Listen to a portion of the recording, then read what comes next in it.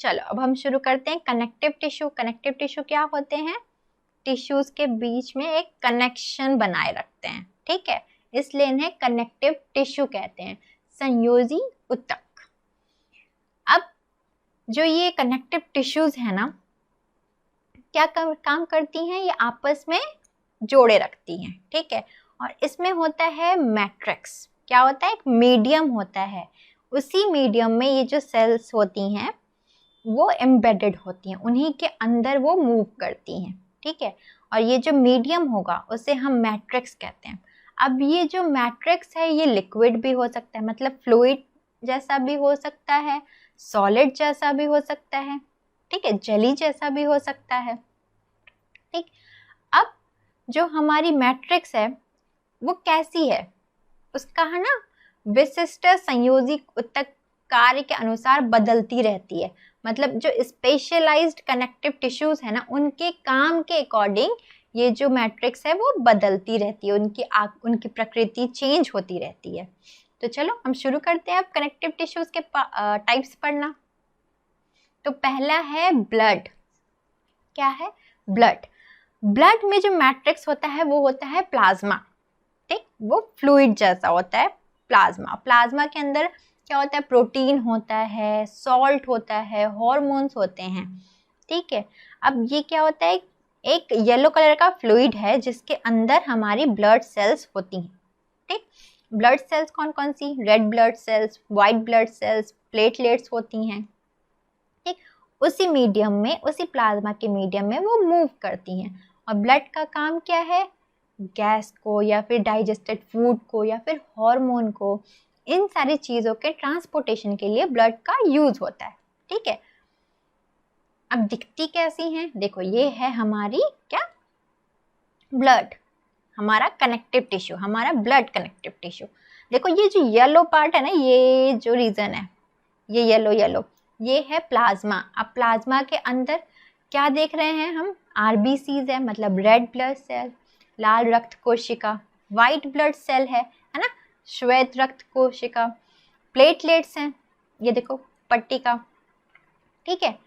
तो ये कुछ ऐसा दिखाई देता है। अब दूसरा है हड्डी। हड्डी का जो मैट्रिक्स होता है वो होता है कठोर, ठीक, वो कुछ होता है सॉलिड। अब जो हमारी बोन है ना, उसकी मैट्रिक्स होती है कैल्शियम और फॉस्फोरस की बनी हुई, ठीक है। किसकी बनी हुई? कैल्शियम और फॉस्फोरस की। और हड्डी का काम क्या होता है? हमारे इंपॉर्टेंट बॉडी पार्ट्स को क्या देना? सपोर्ट देना, स्ट्रेंथ प्रोवाइड करना, है ना। हमारी जो फ्रेमवर्क है, हमारा जो पूरा स्केलेटन है, ठीक है, क्या करता है? वो पूरी बॉडी का स्ट्रक्चर बनाता है, फ्रेमवर्क तैयार करता है, हमारी पूरी बॉडी को सपोर्ट किए रखता है, ठीक है। तो हमारी हड्डी का काम क्या है? हमारी बॉडी ऑर्गन्स को सपोर्ट करना, उन्हें प्रोटेक्ट करना, उन्हें कवर करके भी रखना, ठीक। चलो ये देखो, ये हड्डी में जो भी सेल्स पाए जाते हैं ना, उसकी एक तरह से आपको एक इमेज दिखाई गई है, ठीक है। ओस्टियोसाइट है, ठीक है, ऑस्टोजेनिका सेल है। तो ये सारी चीज़ें आप आगे की क्लास में पढ़ेंगे कि हर एक का क्या रोल होता है। चलो ये देखो, ये कवरिंग जो आपको दिख रही है ना, जो हार्ड कवरिंग होती है वो कैल्शियम एंड फॉस्फोरस की होती है। और ये हार्ड कवरिंग कुछ नहीं, ये मैट्रिक्स है, ठीक। और सेल्स क्या होते हैं? इनके अंदर होते हैं। ये जो ऑस्टियोसाइट्स है वो उसके अंदर है, ठीक है। तो कनेक्टिव टिश्यूज में मैट्रिक्स होता है और सेल्स क्या होते हैं? उसके अंदर होते हैं, एम्बेडेड होते हैं। चलो अब सबसे इम्पॉर्टेंट चीज़, क्योंकि ये ना हर एक लेवल पे, जैसे आप 10th के लेवल पे, 12th के लेवल पे, ग्रेजुएशन के लेवल पे, ये क्वेश्चन तो आपसे पूछा जाता है। और बहुत सारे गवर्नमेंट एग्जाम में जहाँ पे जब जनरल बायोलॉजी के क्वेश्चंस आते हैं ना, तो ये चैप्टर बहुत इंपॉर्टेंट होता है। ये चैप्टर से बहुत सारे क्वेश्चंस आते हैं और बहुत इंपॉर्टेंट चीज़ मैं पढ़ाने जा रही हूँ, आपको ये चीज़ ध्यान रखना है। तो अब हम बताएंगे कनेक्टिव टिश्यूज के, और ऐसा कनेक्टिव टिश्यू जो बोन को मसल से जोड़े रखता है, ठीक। दो अस्थियां आपस में एक दूसरे से एक अन्य संयोजी ऊतक, मतलब दो जो बोन्स होते हैं आपस में एक दूसरे से जुड़े से। लिगामेंट एक कनेक्टिव टिश्यू है, ठीक है, जो दो बोन, ठीक, और टेंडन एक दूसरा कनेक्टिव टिश्यू है जो बोन को मसल से जोड़े रखता है। क्या करता है? बोन को मसल से। तो मैं आपको एक कोड बताती हूँ जो आप हमेशा याद रखना। एक कोड है BLB, ठीक। बोन को बोन से जोड़ेगा कौन? लिगामेंट, ठीक है। और बोन को मसल से जोड़ेगा कौन? बताओ? टेंडन, ठीक है। तो आपको ये याद रखना है। क्या याद रखना? और BTM, ठीक है। अच्छा, ध्यान रखना है लिगामेंट कौन सा है, टेंडन कौन सा है, और वो उल्टा लिखाते हैं, इसलिए मैं आपको ये कोड बता रही हूँ BLB। आप BLB भी याद रखेंगे ना तो आपको ऑटोमेटिकली टेंडन बोन से जोड़ेगा। तो कौन सा कनेक्टिव टिश्यू होता है बीच में? लिगामेंट।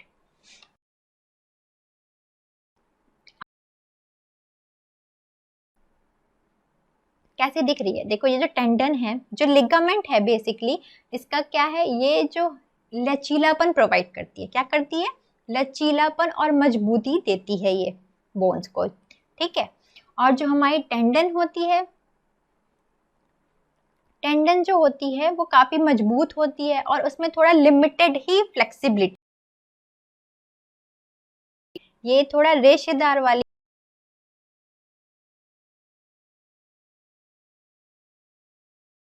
LB, ठीक, टेंडन।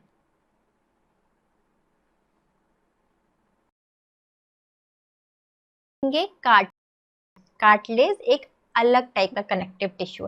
तो हमने अभी तक कौन कौन से कनेक्टिव टिश्यू के बारे में बात कर लिया? पहला हो गया ब्लड, फिर बोन, फिर बोन में हमने टेंडन और लिगामेंट के बारे में बात करी, है ना। फिर अब हम बात कर रहे हैं कार्टिलेज की। जो हमारा बोन होता है, जैसे मान लो ये बोन है, बोन के ऊपर ना कार्टिलेज प्रेजेंट होता है। तो बोन के सरफेस को स्मूथ बनाने का काम होता है कार्टिलेज का, ठीक है। और इसमें कौन सा मैट्रिक्स होता है? इसमें मैट्रिक्स जो होता है वो प्रोटीन और ग्लूकोज का बना हुआ होता है, ठीक। और ये कहाँ कहाँ प्रेजेंट होता है? ये हमारे नाक में, कान में, कंठ या फिर सांस की नली में प्रेजेंट होता है, ठीक। क्या काम है इसका? बोन के सरफेस को स्मूथ बनाना, ठीक, चिकना बनाना। देखो,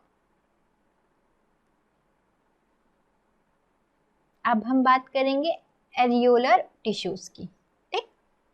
जो ये एरियोलर टिश्यूज हैं ये बेसिकली स्किन और मसल्स के बीच में होता है। कहाँ होता है? स्किन और मसल्स के बीच में। ये हमारे ब्लड वेसल्स की भी चारों तरफ होता है, ठीक। नर्व्स में भी होता है, अस्थि मज्जा मतलब कि बोन मैरो में भी पाया जाता है। इसका काम क्या है? जो हमारे अंग होते हैं ना, जो हमारे बॉडी ऑर्गन्स हैं, उनके अंदर जो खाली स्पेस होता है, रिक्त स्थान होता है, उसको भरना। क्या काम होता है? उसको भरना, ठीक। और आंतरिक अंगों को सहारा देना। क्या करना? सहारा, सपोर्ट प्रोवाइड करना, ठीक है। इंटरनल फीलिंग करता है और सपोर्ट प्रोवाइड करता है। और इसका काम रिपेयरिंग में भी, मतलब जब टिश्यू डैमेज हो जाता है तो उसकी रिपेयरिंग, उसकी मरम्मत में भी ये हेल्प करता है, ठीक है। 3 काम मैंने बताया। क्या ये क्या करता है? इंटरनल फीलिंग करता है, ठीक है, सपोर्ट प्रोवाइड करता है, ठीक, और रिपेयरमेंट का काम है, मरम्मत के काम में हेल्प करता है। देखो, कुछ ऐसा दिखता है ये।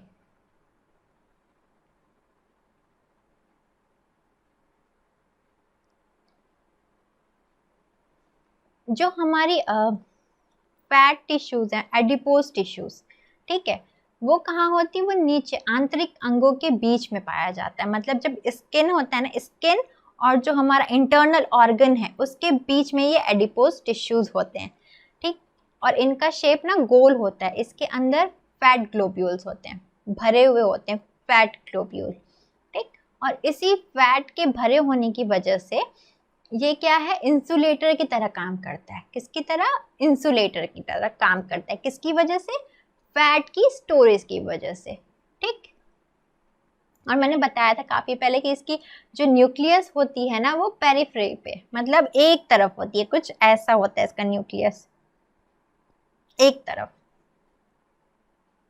देखो है ना, एक तरफ है। और कहाँ होती है? स्किन और इंटरनल ऑर्गन के बीच में, ठीक। इंसुलेटर की तरह काम क्यों करती है? क्योंकि फैट स्टोर्ड होता है उसके अंदर।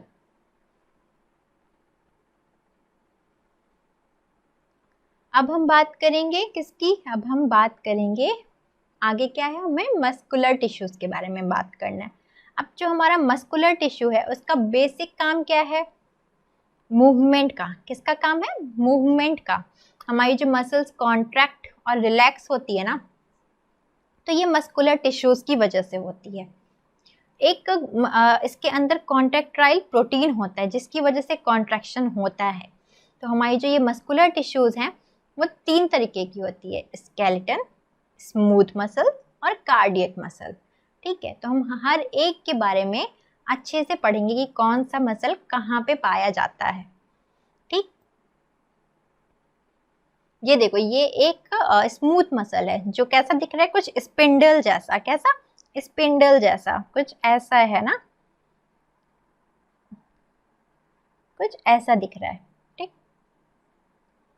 और बीच में एक ही न्यूक्लियस है। तो इसके स्ट्रक्चर के बारे में हम अच्छे से पढ़ेंगे कि क्या है इसमें, कैसे है इसमें, ठीक है। चलो, मस्कुलर टिश्यू के बारे में हम पढ़ेंगे कि इसकी जो टिश्यूज होती हैं, सेल्स होते हैं, वो लंबे लंबे लंबे आकार के होते हैं, ठीक। मसल फाइबर कहा जाता है उन्हें। क्या कहा जाता है? Muscle fibre. और शरीर के मूवमेंट के लिए, मसल्स की मूवमेंट के लिए ये रिस्पॉन्सिबल होते हैं, ठीक है। कॉन्ट्रैक्शन के लिए एक क्या होता है इसके अंदर? कॉन्ट्रैक्टाइल प्रोटीन होता है जो इसके कॉन्ट्रैक्शन और रिलैक्सेशन के लिए रिस्पॉन्सिबल होता है, ठीक। अब देखो, ये मसल है, मांसपेशियां। और जब हम ऐसे कर रहे हैं, कॉन्ट्रैक्ट कर रहे हैं, रिलैक्स कर रहे हैं, तो यहाँ पर जो हमारी मसल फाइबर है उसके पास क्या होता है? कॉन्ट्रैक्टाइल प्रोटीन होता है, ठीक, जो हेल्प करता है। सबसे पहले अब हम बात करेंगे वॉलंटरी, मतलब स्केलेटल मसल्स की, ठीक। स्केलेटल मसल्स क्या होगा? ठीक है, हमारी जो ये पूरा स्केलेटल सिस्टम है ना, वो स्केलेटल मसल का होता है। मतलब ये जो फ्रेमवर्क आप देख रहे हैं हड्डियों का, वो क्या है? वो स्केलेटल मसल से बना हुआ है। और ये जो मसल्स हैं वो वॉलंटरी होती हैं। क्या होती हैं? वॉलंटरी, मतलब इस पे हम खुद कंट्रोल कर सकते हैं। अगर हमें हाथ चलाना है तो हम कंट्रोल कर सकते हैं ना कि हम हाथ की मूवमेंट कर रहे हैं कि नहीं कर रहे हैं, या अभी रुक जाएं, मुझे लिखना है, तो मैं कंट्रोल कर सकती हूँ। तो इसलिए इसे कहते हैं वॉलंटरी मसल्स, ठीक है। मतलब इसे हम खुद कंट्रोल कर सकते हैं। कहाँ होता है? ये जो हमारी कंकाल है, हमारी जो स्केलेटल है, उसी में होता है ये स्केलेटल मसल्स, ठीक। क्या करता है? शारीरिक गति में सहायक है, मूवमेंट में हेल्प करता है, ठीक है। कैसा दिखता है? देखो, ये कुछ सिलेंड्रिकल शेप का होता है, ठीक है। कैसा होता है? सिलेंड्रिकल शेप का होता है।